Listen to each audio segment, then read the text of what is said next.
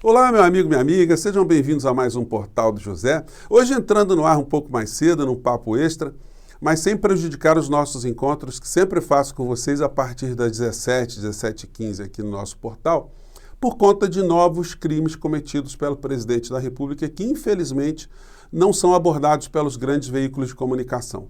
Mas aqui, enquanto cidadão, enquanto uma pessoa que se comunica com vocês, eu faço a minha parte. Além de denunciar o que eu vou falar aqui hoje, eu também farei uma representação contra o presidente da República, junto à Procuradoria-Geral da República, ao Ministério Público Federal, pelo cometimento por parte dele de crime de responsabilidade, crime de improbidade administrativa, previsto no artigo 85 da Constituição Federal. O presidente da República ele não pode ignorar que o que ele está fazendo é absolutamente criminoso, absolutamente imoral, absolutamente ilegítimo, quando ele usa verba pública para benefício pessoal, e eu vou mostrar para vocês o que é que está acontecendo. Muitas pessoas que apoiam o presidente da República acham que esse comportamento que eu tenho e de outras pessoas é um comportamento motivado por um sentimento pessoal. Gente, é um equívoco muito grande. As pessoas acham mais fácil, né, acreditar que você tem ódio da figura e você está fazendo alguma coisa por ódio. E não é isso. Todas as iniciativas de pessoas como eu, como de tantas outras, visam mostrar a nossa repulsa, a nossa indignação em relação a alguém que é pago com dinheiro público para realizar uma tarefa, está traindo o povo brasileiro na execução dessa tarefa, está tripudiando de forma consciente, está sambando em cima do povo brasileiro no meio dessa tragédia toda que a gente está vivenciando. Eu vou mostrar para vocês o que está acontecendo. Mas antes de mais nada, se você está chegando agora, convido você a se inscrever também no nosso portal, ajudar a gente a chegar a mais pessoas, a compartilhar os nossos vídeos, a dar o seu joinha, que é uma forma também de a gente chegar a outras pessoas também, a enviar os seus comentários para cá, porque são sempre lidos e são sempre considerados. Então vamos seguir em frente. Gente, o que está acontecendo? Bom, ontem nós vimos o relatório da CPI, foi narrado ali pelo senador Renan Calheiros, teve alguma repercussão mais destacada em alguns veículos de comunicação, evidentemente, e eu chamo a atenção de vocês especialmente para o que o Jornal Nacional, que é o principal veículo de informação aqui no nosso país, os trechos que eles selecionaram. Eles foram um pouco mais contundentes, mostrando também ao longo do telejornal que a economia do nosso país está num processo de corrosão muito grande. Quais são os sinais que estão por trás desse tipo de matéria? A gente ainda não sabe. Talvez sejam recados velados ao senhor Paulo Guedes, que é o homem que está contrariando alguns pequenos detalhes, né, que essa gente do poder da elite econômica do nosso país, eles querem impor e não estão conseguindo, pelo menos com a velocidade que eles estão pretendendo. E o jornal desse destaque aqui na fala do Renan Calheiros, e vamos concordar aqui, né, que foi uma fala absolutamente precisa. Confiram comigo aqui, vamos lá. O caos do governo Jair Bolsonaro entrará para a história como o mais baixo degrau da indigência humana e civilizatória. Reúne o que há de mais rudimentar, infame e sombrio da humanidade. Sabotou a ciência, é despreparado, desonesto, caviloso, arrogante, autoritário, com índole golpista, belicoso, mentiroso e agiu como um missionário enlouquecido para matar o próprio povo. Esse relator está sobejamente convencido de que há um homiciado no Palácio do Planalto. Sua trajetória é marcada pela pulsão de morte, pelo desejo de exterminar adversários, de armar a população e cultuar carniceiros assassinos como Brilhante Usta, Augusto Pinochet, Alfredo Stroessner, Hitler e outros infames que completam a galeria tenebrosa de fascínoras da humanidade. Bolsonaro está ao lado de todos eles. Então, gente, o Renan não mentiu. O Renan falou absolutamente, ele reproduziu exatamente fatos, o que está acontecendo. Muitas pessoas continuam a imaginar que a CPI não dará em nada. Gente, a CPI já ter sido criada já foi um fato histórico muito importante. Imaginem vocês se a CPI não tivesse sido criada e o governo tinha amplas condições de barrar essa CPI, mas foram muito incompetentes e a CPI acabou surgindo. Quando a CPI surgiu, todos os crimes cometidos por essa gente toda, por essa quadrilha gigantesca, foram colocados para fora, foram documentados, porque senão seriam apenas assuntos jornalísticos. E agora catalogados, eles criam uma situação jurídica para o Procurador-Geral da República. Ou ele faz alguma coisa, ou ele também estará cometendo crimes de prevaricação.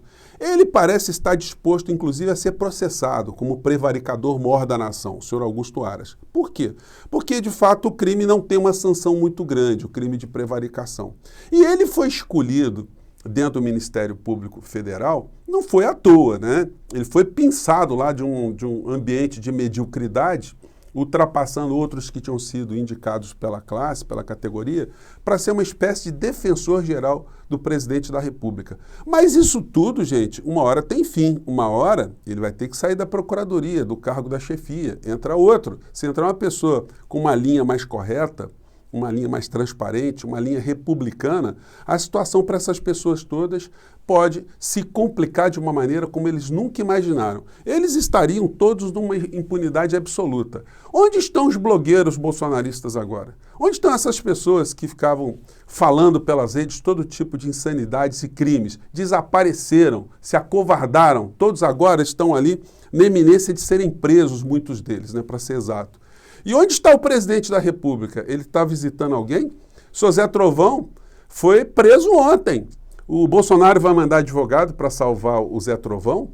O Bolsonaro tem ido visitar o Roberto Jefferson. Ele tem se manifestado publicamente em relação a esses presos. Ele que fez tanta bravata em relação ao Supremo Tribunal Federal. Aonde está o presidente da República em relação a essas pessoas? Ele deixou para trás, ele traiu, como eu sempre disse aqui que ele faria, como fez o Trump nos Estados Unidos. Ele insufla os trouxas acreditam, os trouxas entram pelo cano e depois ficam abandonados. É o que vai acontecer com todos esses blogueiros. Eu quero saber se quando Alan dos Santos for preso, se a família Bolsonaro também irá visitá-lo, ou se o padrão será o padrão contínuo. Aquela menina lá, Sara Geromini, outro dia chorou, estava mostrando aí, como ela foi abandonada, porque foi trouxa, acreditou no impostor, numa pessoa que comete crimes e que não tem o menor respeito com a administração pública aqui do nosso país, com dinheiro público. Mas isso tudo, gente, será responsabilizado. Bom, vamos ver aqui o que aconteceu, por que eu estou gravando papo com vocês, fazendo esse papo com vocês hoje mais cedo.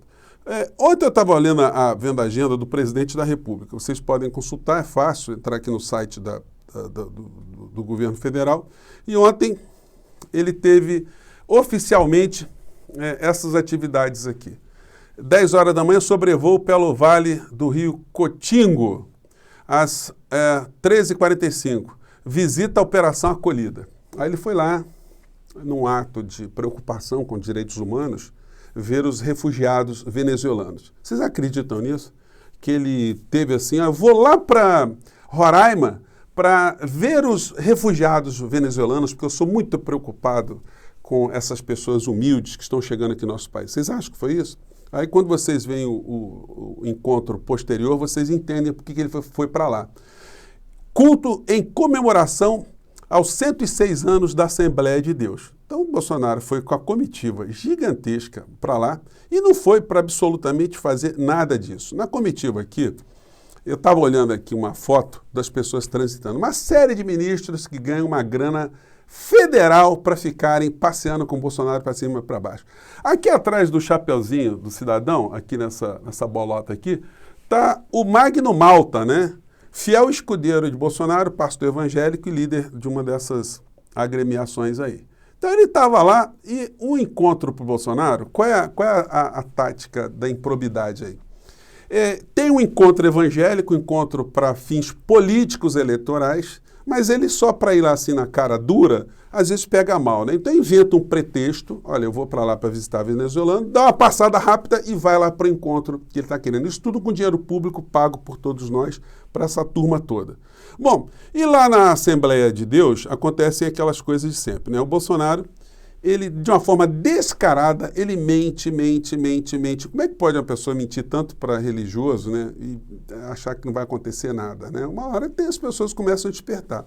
começou a falar de novo que todas as crises que estão acontecendo aqui no Brasil são responsabilidades da política do fica em casa, que ele não fechou nada, ele não bloqueou ninguém, não queria que ninguém tivesse ficado em casa, enfim, né? E isso contrasta com uma coisa que tem sido omitida pelos grandes veículos de comunicação o tempo todo, eu tenho falado muito com vocês. É como ele se conflitou e se confronta com os profissionais de saúde, o desprezo total ao trabalho que essas pessoas fizeram para nos salvar e quantos que morreram. Essas pessoas pediam para a gente ter juízo, a gente ficar em casa, a gente não espalhar o vírus e o presidente fazendo exatamente o contrário. Vocês imaginem o ânimo de quem estava na linha de frente, quem estava tentando salvar pessoas umas atrás das outras e não estava conseguindo, vendo o presidente fazendo uma coisa como essa, uma coisa insana. Pois bem, isso não foi ainda devidamente sublinhado, né? O depoimento dessas pessoas. E como eu digo a vocês, os grandes veículos de comunicação, eles foram muito omissos nessa história, na apuração da responsabilidade do Bolsonaro, né? E quando ele está ali falando para esses religiosos, eu gosto sempre de citar aqui, eu não sou especialista em religião, enfim, mas tem uma parte aqui da Bíblia, né, João 8, 44, que diz isso aqui, e que deveria ser o tempo todo, né, levantado por essas pessoas que ainda acreditam no Bolsonaro, e observarem quando ele mente o que ele está fazendo. Diz aqui João 8, 44, vós tendes por pai ao diabo e quereis satisfazer os desejos de vosso pai. Ele foi homicida desde o princípio e não se firmou na verdade, porque não há verdade nele. Quando ele profere mentira, fala do que lhe é próprio, porque é mentiroso e pai da mentira. Está falando aqui do diabo, do Bolsonaro fazendo essas coisas diabólicas. E parece que Papai do Céu, às vezes, dá uma castigada, né?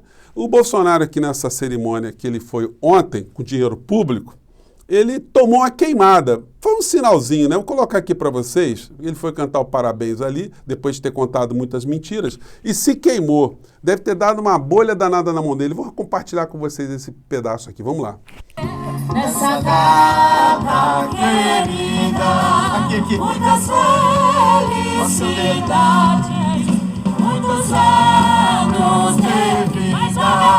Parabéns pra você nessa data.